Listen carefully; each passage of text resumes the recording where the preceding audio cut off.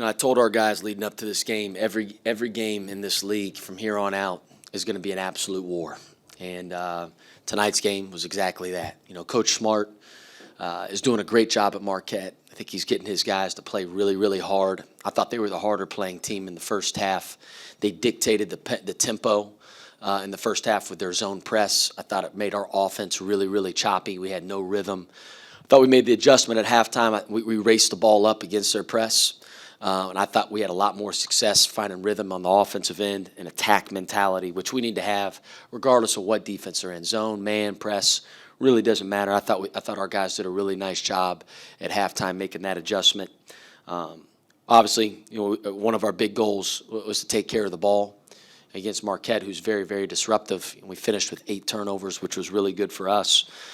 We dominated them around the rim. We didn't shoot well, whether that was from 3, whether that was from the free throw line, which we've been better this year. We got to be way better in finishing possessions at the free throw line. But I thought we dominated them around the rim. And I've said this before, but defense and rebounding travel in this league, they'll allow you to win games where maybe you don't shoot well.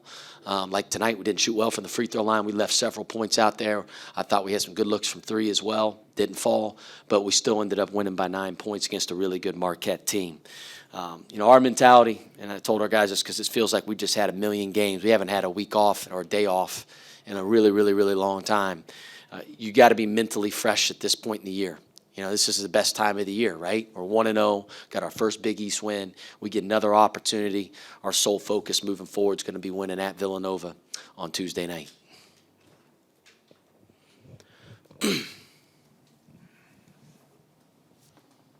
Coach, did it sort of feel like a matter of time until we saw Didjuan have a game like he had today? Yeah, Didjuan was terrific, both ends. Right, his defense was great. I think he finished with 3 steals. He was able to pressure the ball, keep the ball in front. I've said this before, but listen, if you want to play off of Didjuan, that just helps him. He just gets downhill. He's too athletic, too strong. He jumps so high. He just pops up off the floor. Seems like I don't know what his vertical is. Chase Campbell would know that, but golly, man, he's a great player. So it's only a matter of time when you have Didjuan and you have Paul. We have 2 really good point guards. But Didjuan, obviously, best game of the year that he's had, and again, it's only a matter of time, like you said, Adam, before he's going to play like that. And there were some moments that maybe weren't the prettiest tonight. You guys didn't do well from the free throw line, and Marquette got some looks that I'm sure that you probably weren't pleased with, but. When the game was on the line, when it mattered, I think it was 72-69, you guys proceeded to make play after play to sort of put this game away. Can you walk us through the end of the game and sort of what you saw in the plays that these guys made? Yeah, I thought we didn't get sped up, played at our own pace, landed on 2, found the open guy. I thought our guys executed really well on both ends of the floor. I thought defensively late we were really good. Offensively late, we were really good as well. We went small there for probably the last couple minutes of the game. Put Colby at the 4, which was a good look for us, right? And we're still trying to figure out our rotations a little bit. I did like that look for us, especially to close games because your ball security is so dang good. And Colby is so versatile defensively. He can guard bigs, he can guard guards, he can guard anybody. So proud of the way that we finished the game for sure. Travis, do you feel like Didjuan literally imposed his will on this game today? I do. I thought he was the X factor. You just look at how he impacted the game on both ends. Just his aggressiveness, how aggressive he was driving to the rim, his pressure, reading passing lanes. He just brought a jolt of energy that we really sorely needed tonight. And do you, given what's going on now with the COVID, do you even think about another surge potentially wrecking a really good thing you've got going right now? I don't even think about it, Paul. I would say this. Listen, we're going to do everything we can to keep our guys safe and healthy, but you got to focus on the things you can control. You're seeing it all across college basketball. I think UC actually had to change their game today, I saw, last second. I think Memphis, Tennessee got canceled today an hour before the tip. People were already entering the arena, fans were. Again, listen, there's a lot of craziness and a lot of stuff going on in the world. We can't control all that. We're just going to be focused on the next opponent, having a great practice tomorrow, being prepared to play at Villanova. Coach, Scruggs and Odom had 6 combined steals tonight. Do you feel like those guys set the tempo and kind of the energy for this team on the defensive end? Absolutely. I wasn't happy with our defensive performance in the first half. I thought we got driven way too much, too easy, especially to the baseline side, which our defense is built not to get beat baseline. We gave up 5 drives to the baseline side in the first half. That's why we played so much zone in the first half. I felt like our defense wasn't good enough. And zone works for a little bit. Listen, but we're not a zone team.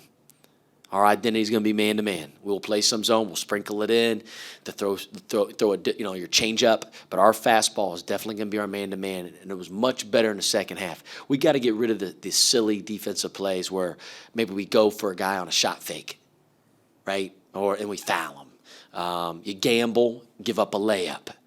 Right? We got to stick to it. We got to go have possession toughness. Right, in a game with 8, whether you're up 8, 10, 6, it doesn't matter. You do our system every single possession, good things will happen. So, but Didjuan, to answer your question, Didjuan and Paul were really good on the ball at pressuring the ball and stealing the ball and got us out in transition. Do you feel like when you guys throw the press on, you guys are able to speed teams up and get in transition where you guys have a lot of athletes that can kind of thrive in that position? I think so. Our press can do a little bit of both. It can slow you down, but it can also speed you up. It can do a little bit of both. So I love the flexibility that our press has. Didjuan said that there was a point in the first half where it became pretty apparent that they weren't going to be able to keep him out of the lane. Is that one of those things that maybe you don't necessarily game plan for? It's just a player kind of, he figures out, hey, they can't guard me, and I'm going to take what I can get? Yeah. Didjuan is a young man. He's going to do whatever the game tells him to do. And if he sees light at all, listen, he's going to take it. And he knows that. If he sees space, that's why I always tell him, Paul, all of our guards, if you see space on the floor, you take that space. And that's what Didjuan did tonight. He got anywhere that he wanted. He was strong at the end of his drives. And like I said, man, he's just so darn strong and athletic, man. If he can get near that charge circle, really good things are going to happen for him and for us. Did Nate fake you out with that no-look pass at the end to Jack? He did. But he looked open, from my angle, but I didn't know if he was going to throw it. So I saw his eyes go back to we work on that pass a lot in our skill. It was a heck of a pass, a great pass by Nate. Nate played great. He had a great game. He made big shots for us. I thought defensively he was tremendous as well, guarding the ball and just showing a lot of toughness. So Nate played really well, but a heck of a play by him. Shaka mentioned that the guards were making plays off 2 feet in the paint. Is that an area of emphasis for you guys to limit turnovers? It is, so I always talk about the rule of 2, right? So rule of 2 is you got to catch with 2 hands. So many guys want to catch with 1 hand, and it drives me nuts, right? I want to pass as much as we can with 2 hands as well, right? There's some times where you have to pass it with 1 hand. But in general, though, we want to have as many 2 hands on the basketball every time pass. And then when you play in the paint, you want to land on 2. So that's the rule of 2, those 3 areas. And landing on the paint, that slows the game down. Right, so if you play off of 1 foot all the time, you have to make decisions that are in a split second. Whereas if you land on 2, it really slows it down. And the great players, right, they play slow in the paint. The best team in our league at it, and when we first got into the league, was Villanova. You watch them; they're so disciplined. They land on 2, they pivot, and then they either score the ball or they're finding the open man. Was Adam Gunkel okay in this game? Did he get hurt or anything? No, he was banged up kind of going into the game, though, Adam. We've had a lot of bumps and bruises here over the last week. So he wasn't probably 100%, but he's going to play. I thought he played really well in the second half. Listen, Didjuan played great. And so it's like I told those guys afterwards, listen, the blessing of having depth is, we're going to ride the hot hand. We're going to. And as long as we all understand that it's going to be different guys, different nights, we're going to have a great year. We really will. But we all got to stay with that and just everybody just focus on one thing and one thing only, and that's just the winning piece. And Adam does. He's a winner. He knows his time's coming in. Adam's a great player. Have all the belief in the world in him. But again, he didn't play as much tonight, but that's fine. He'll be ready at Villanova. I'm sure he'll absolutely crush it at Nova. Thanks.